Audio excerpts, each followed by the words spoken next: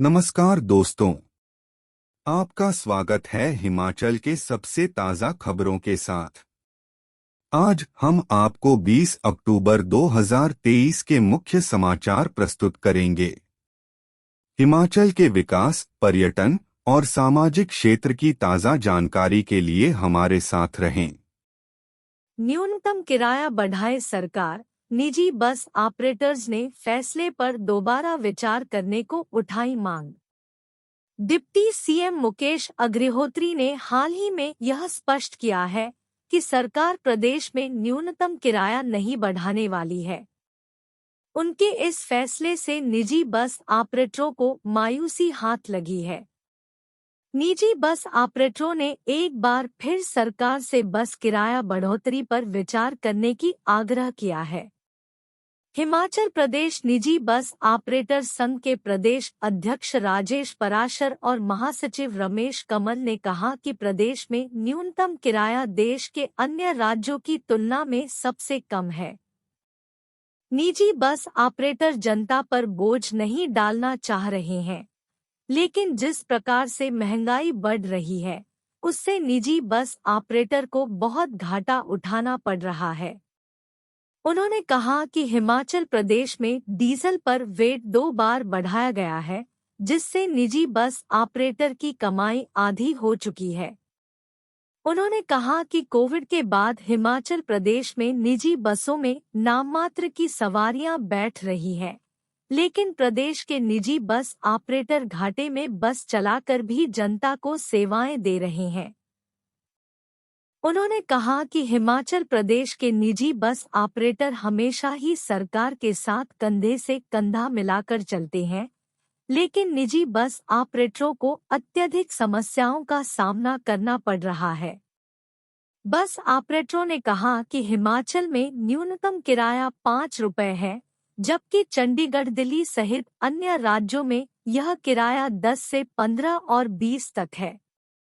संघ ने सरकार से आग्रह किया है कि निजी बस ऑपरेटरों को राहत दिलाने के लिए न्यूनतम किराया 15 रुपये किराया जाए। 22 से बदलेगा मौसम, बारिश बर्फबारी के आसार, ऊपरी क्षेत्रों में फाहे गिरने की संभावना। हिमाचल प्रदेश में 2 दिन बाद मौसम फिर से करवट बदलने वाला है। मौसम विज्ञान केंद्र शिमला ने प्रदेश में 22 और 23 अक्टूबर को बारिश बर्फबारी की संभावना बताई है। हालांकि इस दौरान भारी बारिश व बर्फबारी को लेकर कोई अलर्ट जारी नहीं किया गया है, लेकिन बारिश की हल्की बौछारें व बर्फ के फाहे गिरने की संभावना है। मौसम विभाग के अनुसार 20 व 21 तथा 24 व 25 अक्टूबर को राज्य में मौसम पूरी तरह से साफ व शुष्क रहेगा, लेकिन 21 अक्टूबर की रात्रि से एक ताजा पश्चिमी विक्षोभ सक्रिय हो रहा है। इससे मैदानी मध्यम क्षेत्रों में 1-2 स्थानों पर हल्की से मध्यम दर्जे की वर्षा हो सकती है, जबकि ऊंचाई वाले क्षेत्रों में हिमपात की संभावनाएं हैं। पिछले 24 घंटों में राज्य में मौसम शुष्क रहा और गुरुवार को राजधानी शिमला सहित अधिकांश हिस्सों में सूर्यदेव के दर्शन हुए हैं। गुरुवार को ऊना में अधिकतम तापमान 33 डिग्री, शिमला में 19.8, जबकि केलांग में न्यूनतम तापमान 0.9 डिग्री दर्ज हुआ है। अक्टूबर माह में ही कई वर्षों का बर्फबारी का रिकॉर्ड तोड़े वाले इस दौर के कारण प्रदेश के ऊंचाई वाले क्षेत्र शीतलहर की चपेट में आए गए हैं। शिमला के नारकंडा में इस बार हिमपात हो चुका है, वहीं चांशल घाटी सहित चूड़धार की चोटी में बर्फबारी हो चुकी है। चंबा, लाहौल स्पीति, किन्नौर, कांगड़ा की ऊंची चोटियां सफेद चादर ओढ़े हुए हैं।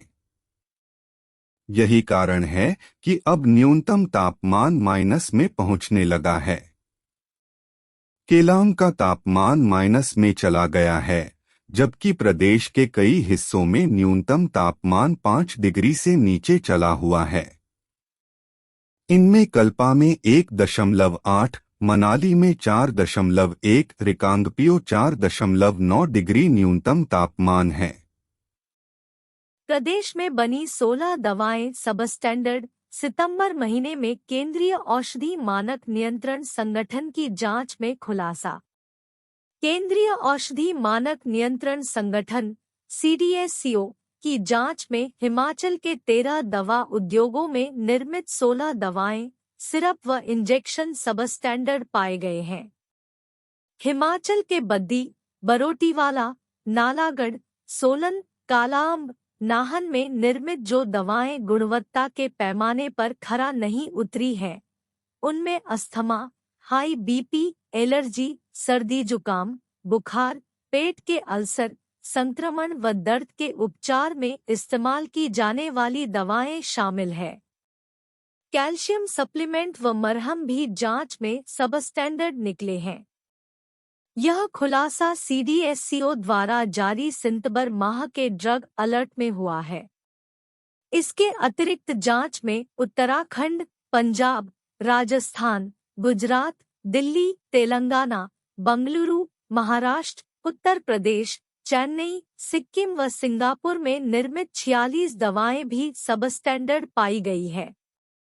फिलवक्त राज्य दवा नियंत्रक ने हरकत में आते हुए ड्रग अलर्ट में शामिल तमाम दवा कंपनियों को नोटिस जारी कर संबंधित दवा का पूरा बैच बाजार से तत्काल वापस मंगवाने के निर्देश जारी कर दिए हैं। साथ ही सहायक दवा नियंत्रकों को तमाम दवा उद्योगों का निरीक्षण कर विस्तृत जांच रिपोर्ट पेश करने के निर्देश दिए हैं। हिमाचल प्रदेश में निर्मित 16 दवाओं सहित देश के अन्य राज्यों में निर्मित 46 दवाओं के सैंपल फेल हुए हैं।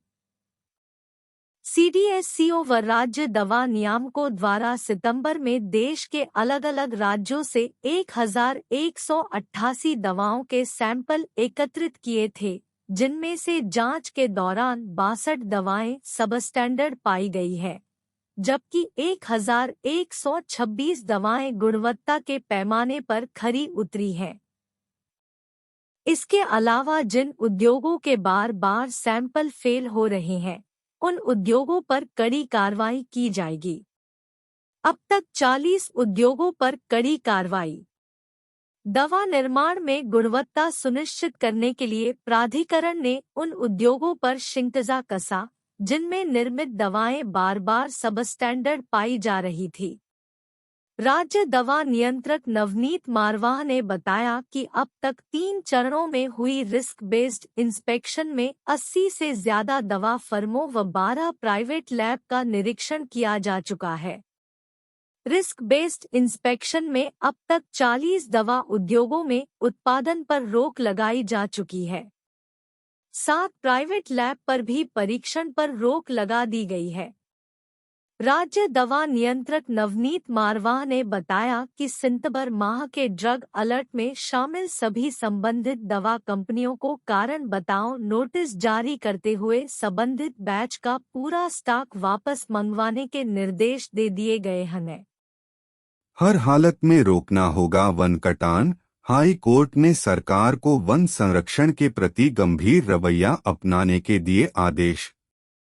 प्रदेश हाई कोर्ट ने सरकार को वन संरक्षण के प्रति गंभीर रवैया अपनाने के आदेश दिए हैं। कोर्ट ने वन विभाग को आदेश दिए कि वनों के कटान को हर हालत में रोकना होगा। पेड़ों के कटने के बाद मात्र जुर्माना वसूली से हालत नहीं सुधरेंगे। पेड़ कटने से पहले ही लोगों को रोकना होगा। कोर्ट ने फॉरेस्ट रेस्ट हाउस चैलचौक मंडी के नजदीक सैकड़ों पेड़ काटकर एक बड़ा मैदान बनाए जाने की जांच के आदेश भी दिए हैं। मुख्य न्यायाधीश MS रामचंद्र राव व न्यायाधीश ज्योत्सना रिवाल दुआ की खंडपीठ ने DC मंडी की रिपोर्ट को परेशान कर देने वाला बताया। कोर्ट ने सरकार से पूछा है कि कैसे फॉरेस्ट रेस्ट हाउस के साथ का बहुत बड़ा भाग बिना वन विभाग की जानकारी के खाली कर दिया गया।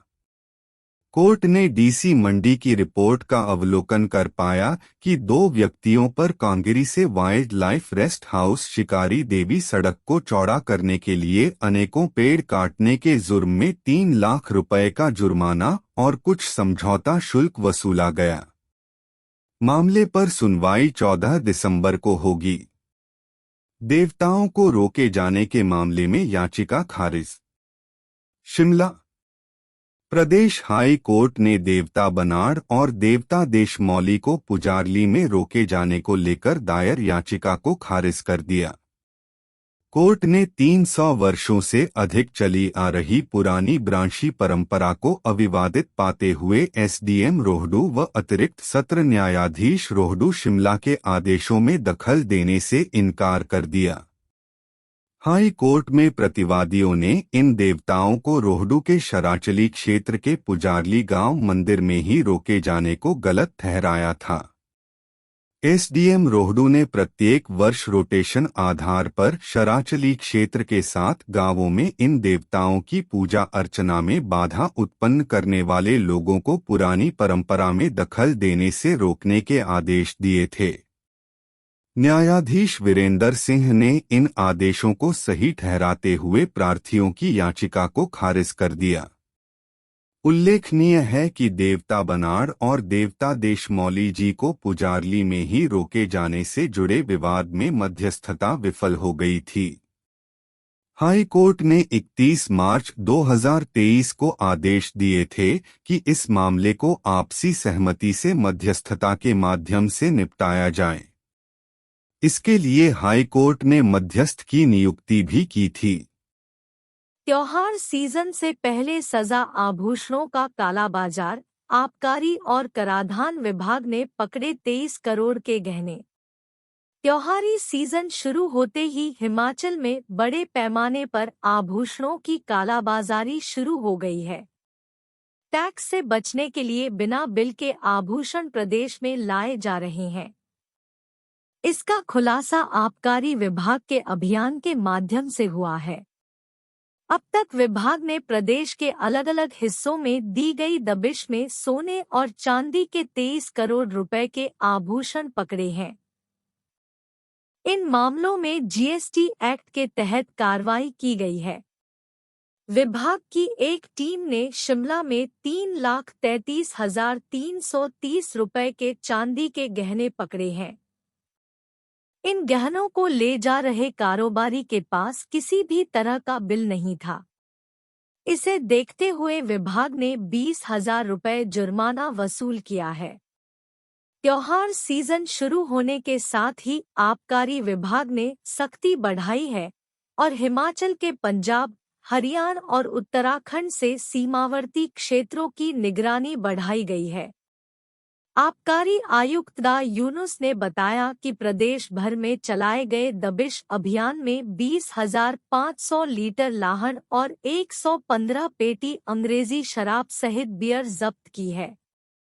टीम ने सिरमौर में टोकानागला के घने जंगलों में कार्रवाई करते हुए अलग अलग स्थानों पर 7,000 लीटर, 4,000 लीटर और 9,500 लीटर लाहन कर आबकारी अधिनियम के अंतर्गत नष्ट की। यह अवैध शराब घने जंगलों में एक नाले के पास तैयार की जा रही थी।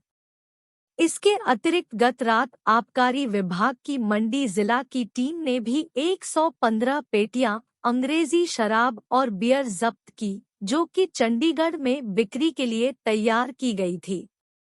इसके अतिरिक्त जीएसटी एक्ट के तहत कार्रवाई करते हुए शिमला में चांदी के गहने पकड़े और इन गहनों के मामले में कार्रवाई करते हुए विभाग द्वारा 20,000 रुपए का जुर्माना वसूला गया। उन्होंने बताया कि विभाग ने अब तक लगभग 23 करोड़ रुपए के आभूषण बिना बिल के पकड़े और जीएसटी एक्ट के अंतर्गत कार्रवाई की है तथा लगभग 87,000 बल्क लीटर अवैध शराब जब्त अथवा नष्ट की गई। उन्होंने बताया कि अवैध शराब तथा कर चोरी के मामलों में विभाग ने जीरो टॉलरेंस की नीति सुनिश्चित की है। उन्होंने बताया कि आबकारी और कराधान विभाग ने नियंत्रण कक्ष की स्थापना की है। इस कक्ष में 24 घंटे सातों दिन संपर्क साधा जा सकता है। उन्होंने कहा कि अवैध शराब या कर चोरी के मामले नजर में आते ही टोल फ्री नंबर 1800180806 और व्हाट्सएप नंबर 94,183 से 31,426 पर शिकायत दर्ज की जा सकती है। राजस्थान जम्मू कश्मीर खरीदेंगे सौर ऊर्जा। एसजेवीएन को 1000 मेगावाट सोलर एनर्जी के लिए प्राप्त हुआ आशय पत्र। एसजेवीएन के अध्यक्ष एवं प्रबंध निदेशक नंदलाल शर्मा ने अवगत करवाया कि एसजेवीएन को जम्मू एवं कश्मीर पावर कारपोरेशन लिमिटेड जेकेपीसीएल तथा राजस्थान ऊर्जा विकास निगम लिमिटेड आरयूवीएनएल से सौर ऊर्जा की खरीद के लिए आशय पत्र प्राप्त हुए हैं। 1000 मेगावाट बीकानेर सौर परियोजना से 2.57 रुपये प्रति यूनिट के टैरिफ पर जेकेपीसीएल 600 मेगावाट और आरयूवीएनएल 500 मेगावाट विद्युत की खरीद करने के लिए इच्छुक है। परियोजना से सौर ऊर्जा का आवंटन विद्युत खरीद करार पीपीए के अनुरूप होगा, जिस पर निकट भविष्य में हस्ताक्षर किए जाएंगे। नंदलाल शर्मा ने कहा कि एसजेवीएन की पूर्ण स्वामित्व वाली अधीनस्थ company SJVN green energy limited SGL द्वारा पीपीए पर हस्ताक्षर किए जाएंगे। एसजीएल राजस्थान में 1000 मेगावाट की बीकानेर सौर परियोजना विकसित कर रहा है। भारत की राष्ट्रपति द्रौपदी मुर्मू ने 3 जनवरी 2023 को 1000 मेगावाट की बीकानेर सौर परियोजना की आधारशिला रखी। एसजेवीएन ने इस परियोजना के लिए 5,491 करोड़ रुपए का भारत का सबसे बड़ा ईपीसी अनुबंध Messrs Tata solar power systems limited को प्रदान किया था। नंदलाल शर्मा ने कहा, यह परियोजना जून 2024 तक कमिश्निंग के लिए निर्धारित है और इसमें 5,491 करोड़ रुपए का निवेश शामिल है। विद्युत मंत्रालय के अंतर्गत अग्रणी सीपीएसयू एसजेवीएन ने राज्य में 10 गीगावाट नवीकरणीय ऊर्जा परियोजनाओं पार्कों के विकासार्थ राजस्थान सरकार के साथ एक समझौता ज्ञापन पर हस्ताक्षर किए हैं। वर्तमान में एसजेवीएन का परियोजना पोर्टफोलियो 58,144 मेगावाट है और भारत सरकार के हरित ऊर्जा ट्रांजिशन के लक्ष्य के अनुरूप कंपनी अपने नवीकरणीय ऊर्जा पोर्टफोलियो का विस्तार करने के लिए प्रतिबद्ध है। एसजेवीएन वर्ष 2026 तक 12,000 मेगावाट के अपने मिशन और वर्ष 2030 तक 25,000 मेगावाट और वर्ष 2040 तक 50,000 मेगावाट की स्थापित क्षमता हासिल करने के अपने साझा लक्ष्य के लिए प्रतिबद्ध है। ड्रोन ने 14,000 फुट ऊंचाई पर पहुंचाई दवाई। आईसीएमआर के वैज्ञानिकों की पहल से मरीजों को मिलेगी बड़ी राहत।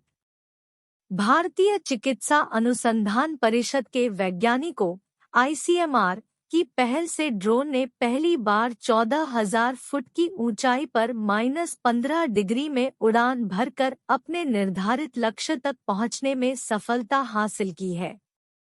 इस ड्रोन ने केलांग से करीब 15 किलोमीटर दूर खोलंग पीएचसी के लिए जरूरी मेडिसिन को लेकर उड़ान भरी और महज 22 मिनट में मेडिसिन की डिलीवरी करके वहां से टीबी और खून के सैंपल लेकर फिर केलांग पहुंच गया।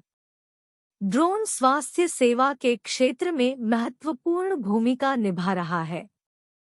भारत में आत्मनिर्भरता को बढ़ावा देने के लिए प्रधानमंत्री नरेंद्र मोदी के दृष्टिकोण को धरातल पर उतारते हुए स्वदेशी ड्रोन पारिस्थितिकी तंत्र को आगे बढ़ाने के लिए भारतीय चिकित्सा अनुसंधान परिषद आईसीएमआर लाहौल स्पीति में इस पर व्यवहार्यता अध्ययन कर रही है। आईसीएमआर पिछले कुछ दिनों से केलांग के क्षेत्रीय अस्पतालों से प्राथमिक स्वास्थ्य केंद्रों पीएचसी और सामुदायिक स्वास्थ्य केंद्रों सीएचसी तक आपात स्थिति में आवश्यक चिकित्सा प्रावधानों के वितरण को सुव्यवस्थित करने का प्रयास कर रही है। आईसीएमआर नई दिल्ली और आईसीएमआर क्षेत्रीय चिकित्सा अनुसंधान केंद्र गोरखपुर फील्ड स्टेशन केलांग के वैज्ञानिक इस दिशा में लगातार प्रयासरत है। गुरुवार को फाइनल ट्रायल उड़ान के दौरान ड्रोन ने पुलिस ग्राउंड केलांग से एंटीबायोटिक्स, एंटीपायरेटिक्स और मल्टीविटामिन सहित आवश्यक दवाओं की 260 से अधिक इकाइयों को सफलतापूर्वक ठोलन प्राथमिक स्वास्थ्य केंद्र तक पहुंचाया। सीएम सुखविंदर सुक्खू का बड़ा ऐलान, कैबिनेट में शामिल होगा बिलासपुर, आपदा में केंद्र से मदद न मिलने पर जताई नाराजगी। बिलासपुर जिला को मंत्रिमंडल में स्थान मिलेगा। इस संबंध में जल्द ही उचित फैसला लिया जाएगा। सरकार बनने के बाद पहली बार जिला के दौरे पर पहुंचे सीएम सुखविंदर सिंह ने यह घोषणा की। इसके अलावा लोकसभा चुनाव को लेकर किए सवाल पर सीएम ने कहा कि लोकसभा चुनाव के लिए सरकार भी तैयार है और कांग्रेस भी। पहली बार बिलासपुर दौरे पर पहुंचे मुख्यमंत्री सुखविंदर सिंह सुक्खू ने पत्रकारों के साथ बातचीत के दौरान आरोप लगाए कि केंद्र सरकार ने आपदा पीड़ितों की मदद के लिए न तो कोई विशेष पैकेज दिया और न ही राष्ट्रीय आपदा घोषित किया। केवल और केवल अपनी राजनीतिक रोटियां सेंकने का ही कार्य किया। जो 12,000 करोड़ रुपए का क्लेम बनता है वह भी अभी तक नहीं दिया है। नियमानुसार यह राज्य का अधिकार बनता है और यदि क्लेम मिलता तो आर्थिक तंगी से गुजर रहे प्रदेश को राहत मिलती और पीड़ितों की और मदद की जा सकती, मगर केंद्र सरकार का रवैया हिमाचल के प्रति सकारात्मक नजर नहीं आ रहा। उन्होंने कहा कि विधानसभा सत्र में एक प्रस्ताव पारित किया गया जिसमें राज्य में आई आपदा को राष्ट्रीय आपदा घोषित करने के साथ ही विशेष पैकेज दिए जाने का अनुरोध केंद्र से किया गया। विडंबना यह है कि केंद्र सरकार ने इस प्रस्ताव का समर्थन नहीं किया, न तो राष्ट्रीय आपदा घोषित किया और न ही विशेष पैकेज दिया। प्रदेश सरकार पीड़ितों की हर संभव मदद के लिए काम कर रही है। यदि केंद्र सरकार मदद करती तो पीड़ितों की ज्यादा मदद की जा सकती थी। इस मौके पर शिक्षा मंत्री रोहित ठाकुर, विधायक राजेश धर्माणी, पूर्व मंत्री रामलाल ठाकुर, पूर्व विधायक बंबर ठाकुर, डा वीरूराम किशोर व सोहनलाल ठाकुर के अलावा जिलाध्यक्ष अंजना धीमान, जिला सचिव मीरा भोगल, विवेक कुमार, कोऑपरेटिव बैंक के डायरेक्टर सुनील शर्मा व राजेंद्र पाल ठाकुर आदि मौजूद रहे। 100 करोड़ की सीवरेज योजना। शहर में 100 करोड़ रुपए लागत की आधुनिक सीवरेज प्रणाली स्थापित की जाएगी। इस बाबत टेंडर प्रक्रिया चल रही है।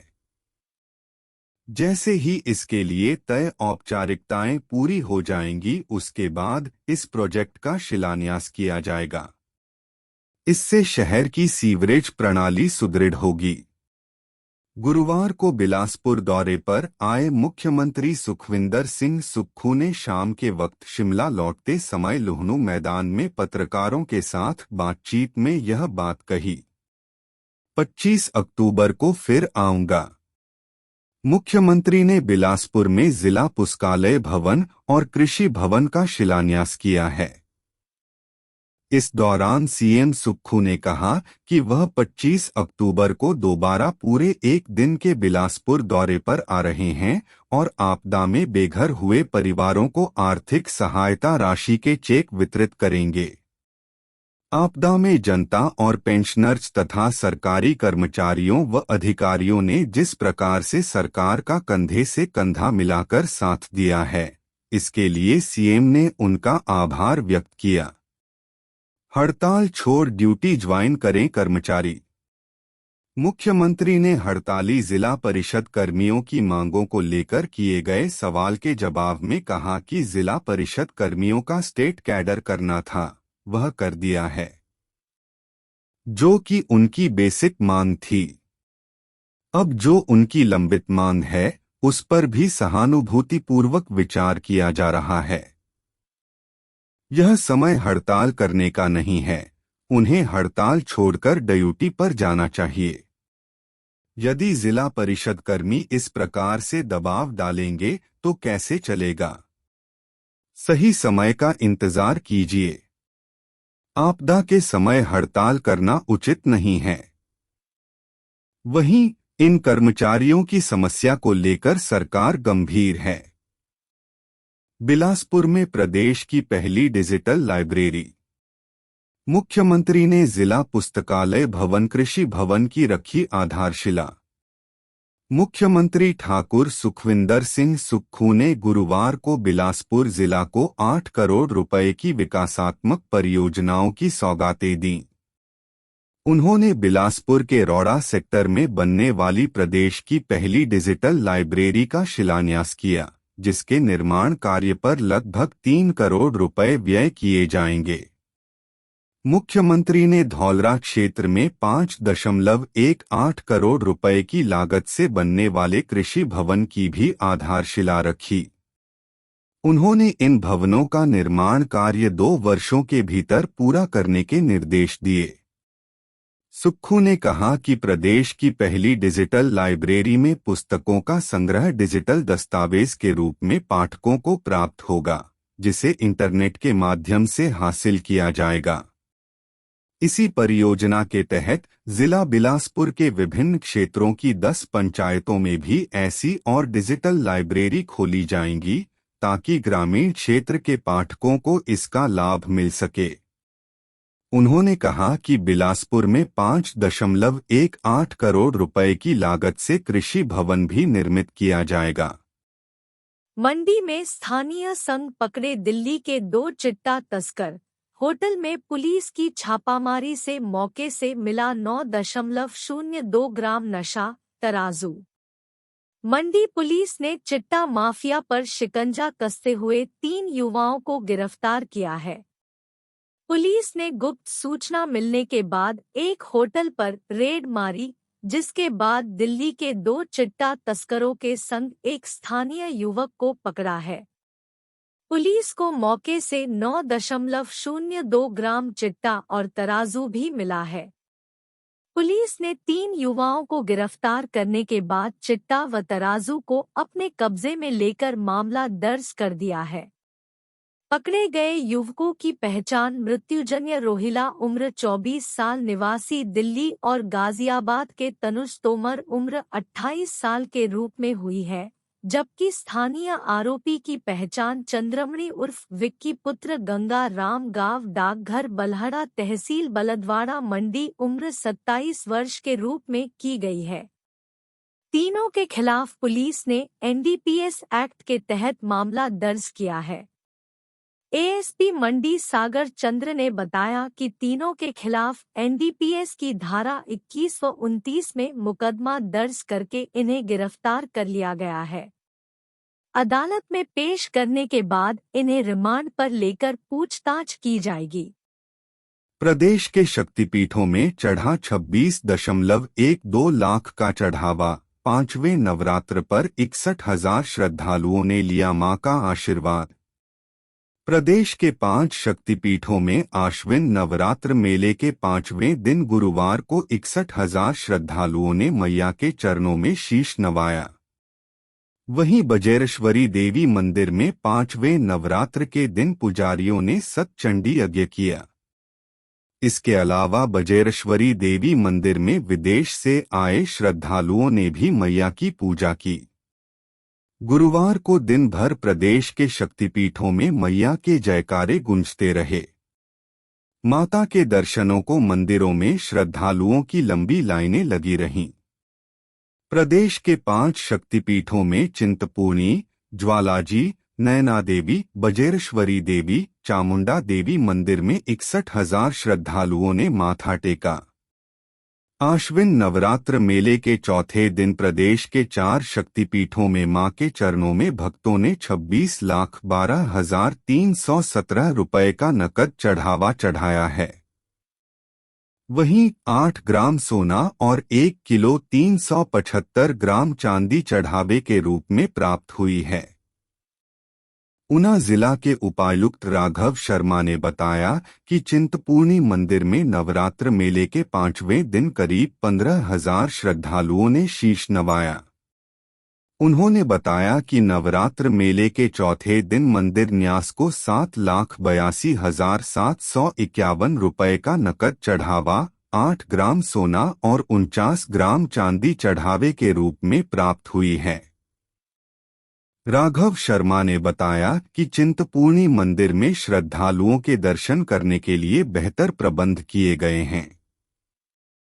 वहीं नैना देवी मंदिर में 5वें नवरात्र पर 18,000 श्रद्धालुओं ने मैया के चरणों में शीश नवाया। मंदिर अधिकारी विपिन ठाकुर ने बताया कि नवरात्र मेले के चौथे दिन मंदिर न्यास को 7,51,221 रुपये का नकद और 975 ग्राम चांदी चढ़ावे के रूप में प्राप्त हुई है। ज्वालाजी मंदिर में गुरुवार को 14,000 श्रद्धालुओं ने माथा टेका। मंदिर अधिकारी अनिल ने बताया कि नवरात्र के चौथे दिन 5,29,107 रुपये और 351 ग्राम चांदी चढ़ावे के रूप में प्राप्त हुई है। ब्रजेश्वरी देवी मंदिर में गुरुवार को 11,000 श्रद्धालुओं ने मां के चरणों में माथा टेका। मंदिर अधिकारी नीलम राणा ने बताया कि नवरात्र के चौथे दिन श्रद्धालुओं ने मां के चरणों में 5,49,238 रुपये का नकद चढ़ावा चढ़ाया है। वहीं चामुंडा देवी मंदिर में नवरात्र मेले के 5वें दिन 3,000 श्रद्धालुओं ने मैया के चरणों में शीश नवाया। एचडीएम प्रदेश के शक्तिपीठों में 5 नवरात्रों में 4.87 लाख श्रद्धालुओं ने मैया के चरणों में शीश नवाया है।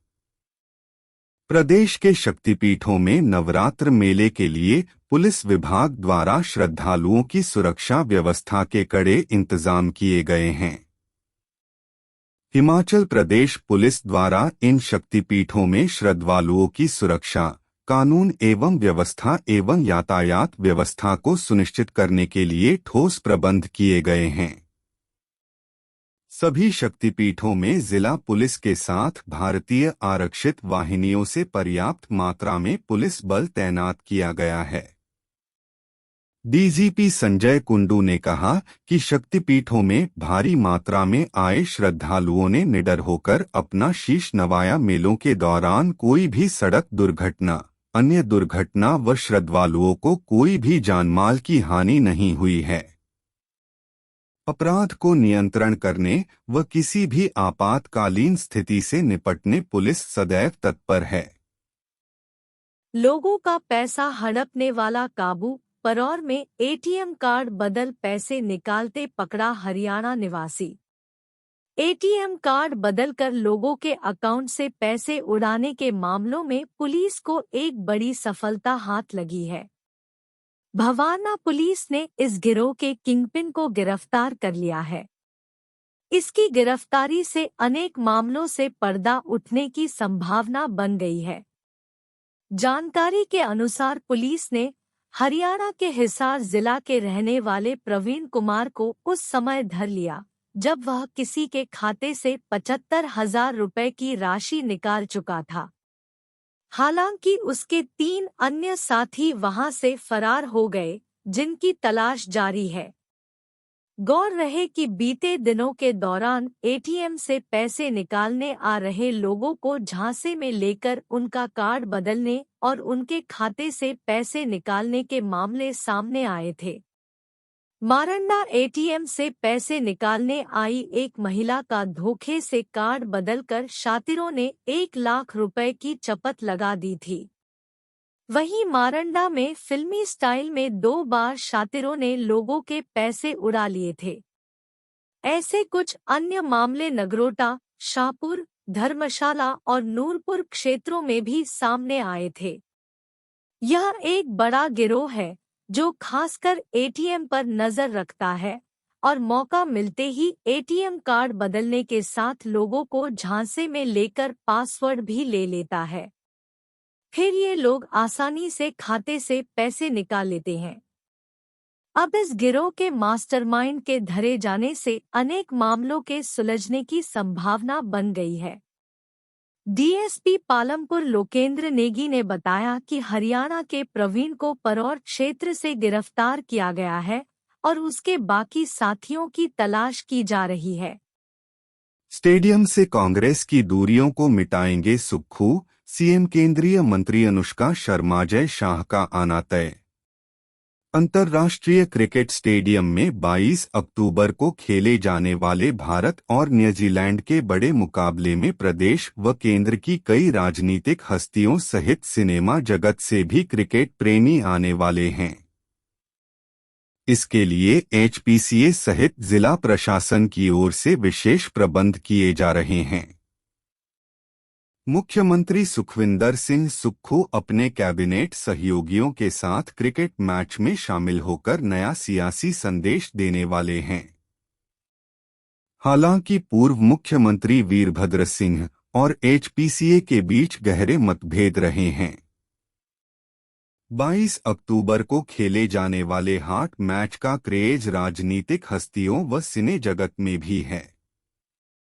यही वजह है कि मुख्यमंत्री, मंत्रियों, विधायकों सहित केंद्रीय मंत्री अनुराग ठाकुर, सांसद, बीसीसीआई के सचिव जय शाह सहित अन्य नेता व सिनेमा जगत से अनुष्का शर्मा, प्रीति जिंटा सहित कई नामी हस्तियों का आना तय माना जा रहा है। मुख्यमंत्री सुखविंदर सिंह सुक्खू 22 अक्टूबर को दिन में जिला स्तरीय सुख आश्रय योजना का शाहपुर में शुभारंभ करने के बाद शाहपुर और धर्मशाला में कुछ परियोजनाओं के उद्घाटन व शिलान्यास करेंगे। इसके बाद सीएम दोपहर बाद धर्मशाला स्टेडियम में भारत व न्यूजीलैंड के बीच खेले जाने वाले क्रिकेट मैच में अपने सहयोगियों के साथ शामिल होंगे। उधर एचपीसीए के सचिव अवनीश परमार का कहना है कि एचपीसीए ने मुख्यमंत्री सहित उनके कैबिनेट सहयोगियों को मैच के लिए निमंत्रण दिया है। मैच में सीएम, केंद्रीय मंत्री अनुराग ठाकुर सहित अन्य कई हस्तियों के आने की उम्मीद है। एचपीसीए उनके स्वागत के लिए तैयार है। कांग्रेस और क्रिकेट स्टेडियम के बीच पुराना है विवाद। कांग्रेस और क्रिकेट स्टेडियम के पुराने इतिहास को देखें तो दोनों के बीच 36 का आंकड़ा रहा है। पूर्व मुख्यमंत्री वीरभद्र सिंह की एचपीसीए व धूमल परिवार के साथ सियासी लड़ाई इतनी गहरी रही कि वह क्रिकेट स्टेडियम से हमेशा दूरी बनाए रखते थे। इसके चलते कांग्रेस व भाजपा के कार्यकर्ताओं में भी स्टेडियम के नाम पर खूब मैं तू होती रही है। इतना ही नहीं, जब पूर्व मुख्यमंत्री वीरभद्र सिंह ने आधी रात को क्रिकेट स्टेडियम पर ताले लगवा दिए थे तो उसके बाद मामला बहुत बढ़ गया था, लेकिन कांग्रेस के मौजूदा मुख्यमंत्री सुखविंदर सिंह सुक्खू उस पुरानी लकीर को तोड़कर आगे बढ़े का संकेत दे रहे हैं। यही वजह है कि 22 अक्टूबर को मुख्यमंत्री का अपने कैबिनेट मंत्रियों व अन्य नेताओं के साथ आने और उनके बैठने से लेकर तमाम सारी व्यवस्थाएं हो रही हैं। हिमाचल को देश का फल राज्य बनाने के लिए वैज्ञानिकों को करना होगा काम। राजस्व, बागबानी तथा जनजातीय विकास मंत्री जगत सिंह नेगी ने कहा कि प्रदेश सरकार हिमाचल को देश के फल राज्य के रूप में स्थापित करने के लिए कृत संकल्प है। जगत सिंह नेगी डा यशवंत सिंह परमार बागबानी एवं वानिकी विश्वविद्यालय नौणी में उन्नत मृदा एवं पत्ती विश्लेषण प्रयोगशाला में 50 लाख रुपए की लागत से निर्मित सैंपल प्रसंस्करण खंड का शुभारंभ किया। इसके उपरांत विश्वविद्यालय के अध्यापकों के साथ आयोजित संवाद सत्र को संबोधित कर रहे थे। जगत सिंह नेगी ने कहा कि हिमाचल को देश का फल राज्य बनाने के लिए डा यशवंत सिंह परमार बागबानी एवं वानिकी विश्वविद्यालय नौणी के वैज्ञानिकों को दिशापरक कार्य करना होगा। उन्होंने कहा कि इस विश्वविद्यालय के वैज्ञानिकों को हिमाचल प्रदेश की विविध जलवायु के अनुरूप विभिन्न फलों की किस्में तैयार करनी होंगी। उन्होंने कहा कि प्रदेश सरकार इस दिशा में विश्वविद्यालय को समुचित सहयोग प्रदान करेगी। उन्होंने कहा कि प्रदेश सरकार 5 वर्षों में प्रदेश में हिमाचल प्रदेश शिवा परियोजना के तहत लगभग 1300 करोड़ रुपए खर्च करेगी। उन्होंने कहा कि इस योजना के तहत प्रदेश के 07 जिलों के 28 विकास खंडों में 6000 हेक्टेयर क्षेत्रफल में 2 चरणों में बागबानी क्षेत्र का विकास किया जाएगा। इससे लगभग 15,000 से अधिक बागवान परिवार लाभान्वित होंगे। ईएनसी प्रोजेक्ट की तैनाती फंसी, पीडब्ल्यूडी में 20 दिन से पद खाली नहीं हो पाए, नए आदेश। पीडब्ल्यूडी में प्रमुख अभियंता ईएनसी प्रोजेक्ट की तैनाती फंस गई है। बीते करीब 20 दिन से यह पद खाली है, लेकिन यहां नए अधिकारी का नाम अभी तक तय नहीं हो पाया है।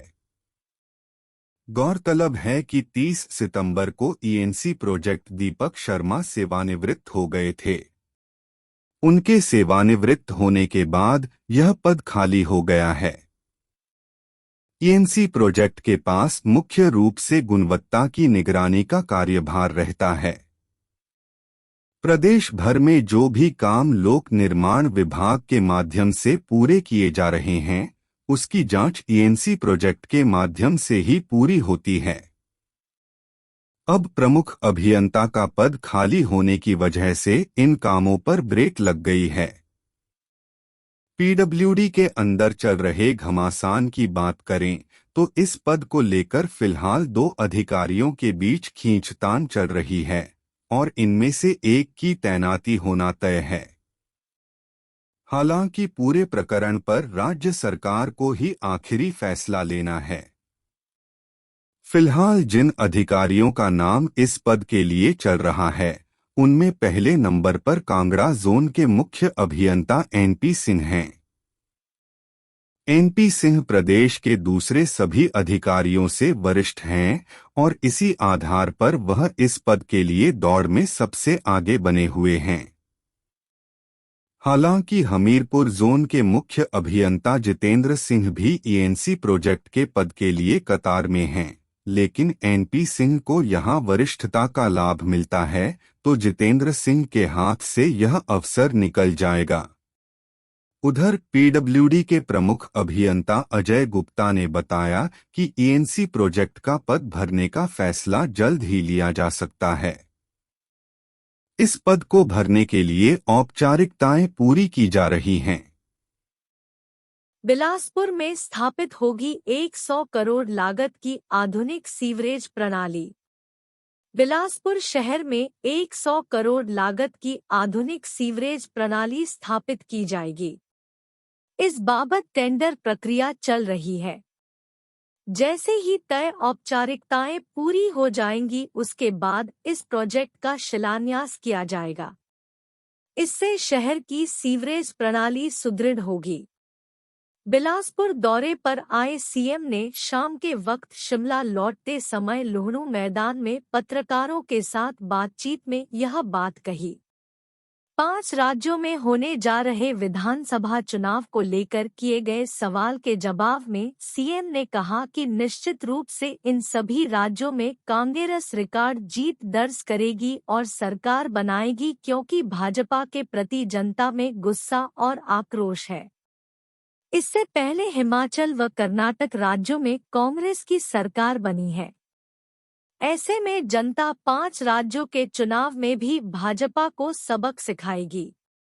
राज्य में आई आपदा पर किए सवाल के जवाब में उन्होंने कहा कि बेहतर होता बीजेपी के विधायक और सांसद इस आपदा की घड़ी में एकजुट होकर केंद्र सरकार से राष्ट्रीय आपदा घोषित करने व विशेष पैकेज जारी करने का प्रधानमंत्री और गृह मंत्री से आग्रह करते, मगर बीजेपी नेताओं ने ऐसा नहीं किया।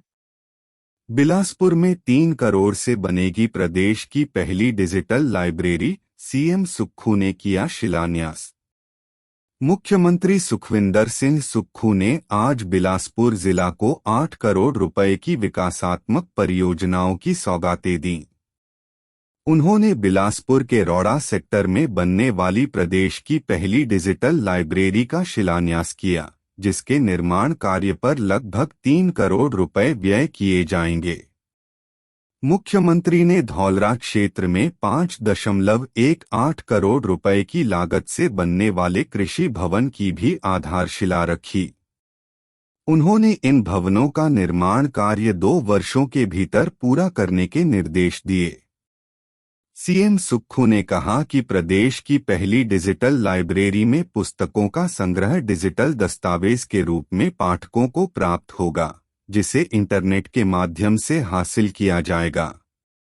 इसी परियोजना के तहत जिला बिलासपुर के विभिन्न क्षेत्रों की 10 पंचायतों में भी ऐसी और डिजिटल लाइब्रेरी खोली जाएंगी ताकि ग्रामीण क्षेत्र के पाठकों को इसका लाभ मिल सके। इस कार्य के लिए हिमाचल प्रदेश राज्य इलेक्ट्रॉनिक विकास निगम के साथ अनुबंध किया गया है। मुख्यमंत्री ने इस डिजिटल लाइब्रेरी को इस वर्ष के अंत तक शुरू करने के निर्देश दिए।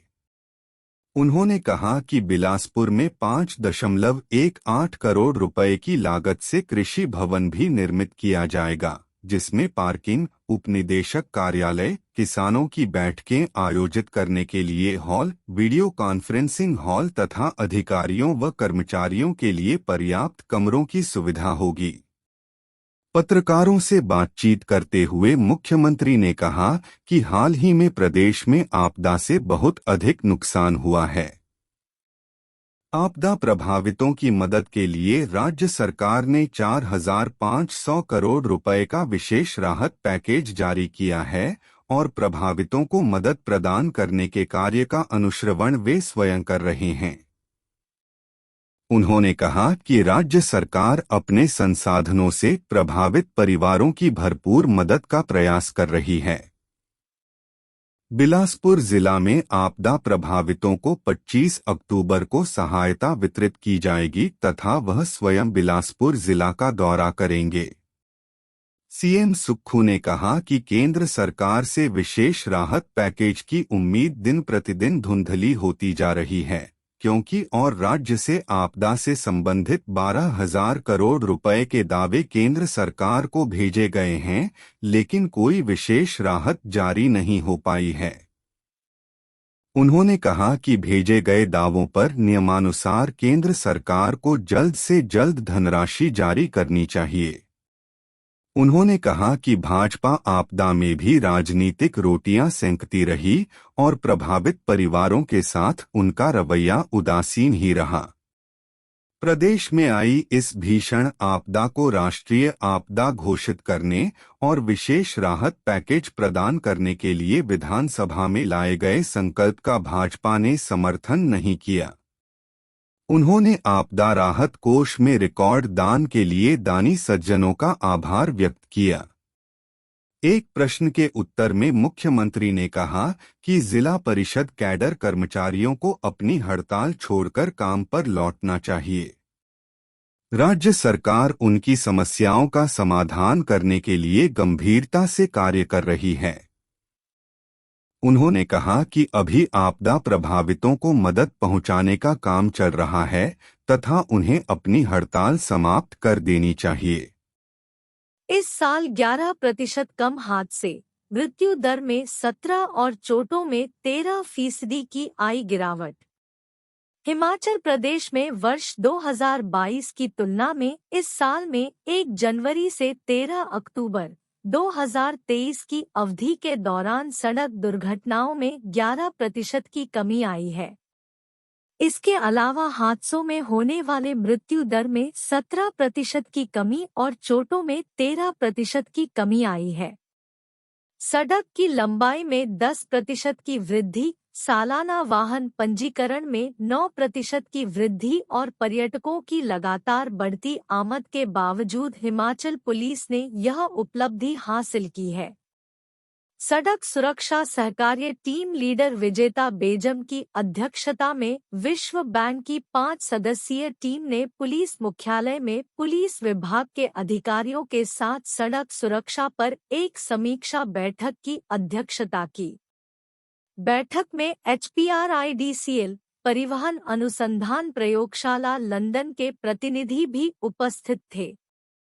पुलिस विभाग ने गहन विश्लेषण के न्यूयॉर्क पुलिस विभाग मॉडल पर आधारित एक विस्तृत प्रस्तुति दी, जो दर्शाती है कि जनसंख्या और वाहन संख्या दोनों के मामले में सड़क सुरक्षा राष्ट्रीय औसत से खराब है।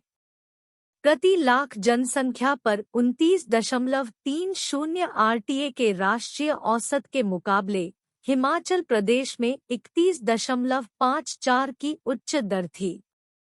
इसी प्रकार प्रति लाख जनसंख्या पर आरटीए में मृत्यु के मामले में हिमाचल की दर 10.93 के मुकाबले राष्ट्रीय औसत 13.77 अधिक है। वाहनों के संदर्भ में भारत के लिए प्रति 10,000 वाहनों पर आरटीए 15.10 था, जबकि हिमाचल की दर 17.37 से अधिक थी। प्रति 10,000 वाहनों पर आरटीएस में होने वाली मौतों के लिए राष्ट्रीय औसत 5.08 के मुकाबले हिमाचल का औसत 6.93 से अधिक था। मौतों के गहन विश्लेषण के एनवाईडीपी मॉडल से पता चलता है कि 23% मौतें आमने सामने की टक्कर के कारण होती हैं, 22% पैदल यात्रियों की टक्कर के कारण और 21% सड़क से भागने के कारण होती है। डीजीपी संजय कुंडू ने हिमाचल प्रदेश पुलिस द्वारा अपनाए गए सड़क सुरक्षा के उद्देश्यों को दोहराया और कहा कि हिमाचल पुलिस प्रदेश के आरटीए गंभीरता मानदंडों को राष्ट्रीय औसत से नीचे लाने का प्रयास कर रही हैं। हम वर्ष 2030 तक आरटीए और मौतों में 50% की कमी लाने के लिए भी प्रतिबद्ध हैं, जैसा कि संयुक्त राष्ट्र महासभा द्वारा सतत विकास लक्ष्यों (SDG) के हिस्से के रूप में घोषित किया गया है। विश्व बैंक टीम ने सड़क सुरक्षा को प्राथमिकता बनाने के लिए हिमाचल प्रदेश पुलिस की सराहना की, जिसके परिणामस्वरूप वर्ष 2017 से 2022 तक सड़क यातायात दुर्घटनाएं आरटीए 3,114 से घटकर 2,597, मृत्यु दर 1,203 से घटकर 1,032 और चोटें 5,452 से घटकर 4,133 हो गई हैं। हिमाचल में शुरू होगी टूरिस्ट हेल्पलाइन, पर्यटक वाहनों पर लगने वाला टैक्स भी कम करेगी सरकार। मुख्यमंत्री सुखविंदर सिंह सुक्खू ने कहा कि प्रदेश सरकार पर्यटक बसों, टेम्पो ट्रेवलर व वाणिज्यिक पर्यटक वाहनों पर लगने वाले विशेष पथकर (SRT) व अन्य करों को कम करेगी। उन्होंने कहा कि प्रदेश सरकार SRT के दृष्टिगत हाल ही में जारी की गई अधिसूचना को संशोधित करने पर गंभीरता से विचार कर रही है। मुख्यमंत्री ने यह बात ओक ओवर में Shimla hotels and tourism stakeholders association के प्रतिनिधिमंडल से भेंट के दौरान कही। मुख्यमंत्री ने कहा कि सरकार शीघ्र ही होमस्टे नीति लाने जा रही है। प्रदेश में पर्यटन अधोसंरचना को सुदृढ़ किया जा रहा है और सैलानियों की सुविधा के लिए ठोस कदम उठाए जा रहे हैं। उन्होंने कहा कि पर्यटकों की सुविधा के लिए शीघ्र ही टूरिस्ट हेल्पलाइन भी शुरू की जाएगी और इसे 1100 हेल्पलाइन से जोड़ने पर भी विचार किया जाएगा। सीएम सुक्खू ने कहा कि प्रदेश में सड़क संपर्क के साथ साथ हवाई सेवाएं भी सुदृढ़ की जा रही हैं।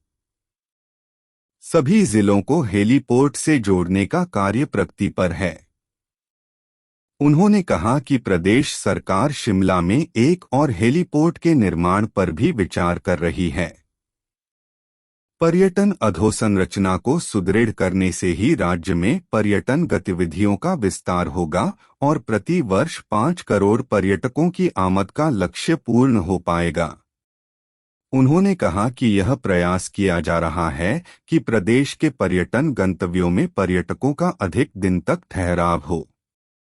मुख्यमंत्री ने कहा कि राज्य में पर्यटकों को वैश्विक स्तर की सुविधाएं प्रदान करने के लिए प्रदेश सरकार वचनबद्ध है।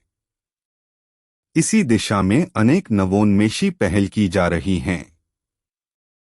प्रदेशवासियों और पर्यटकों को शुद्ध पेयजल उपलब्ध करवाने के लिए चरणबद्ध तरीके से यूवी अल्ट्रा फिल्ट्रेशन तकनीक का उपयोग किया जाएगा।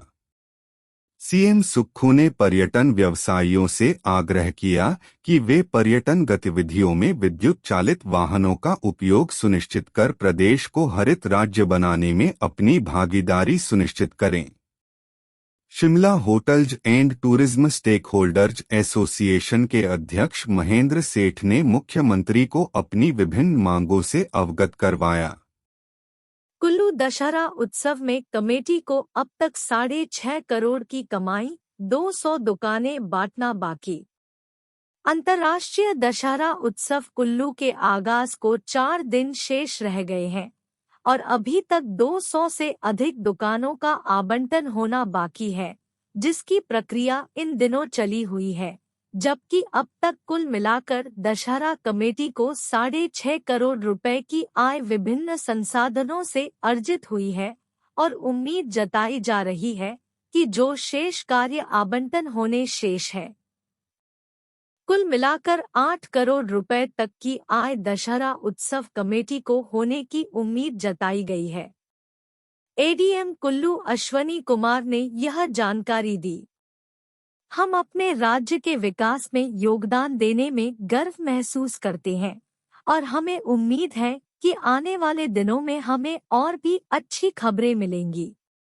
इन खबरों को अधिक लोगों तक पहुंचाने के लिए कृपया हमारा कंटेंट साझा करें, हमारे चैनल को सब्सक्राइब करें और अपडेट के लिए हमें फॉलो करें। इसके अलावा बेझिझक अपने विचार कमेंट्स में साझा करें और आइए बातचीत में शामिल हो। आपका सहयोग हमें और भी बेहतर काम करने में मदद करेगा। धन्यवाद।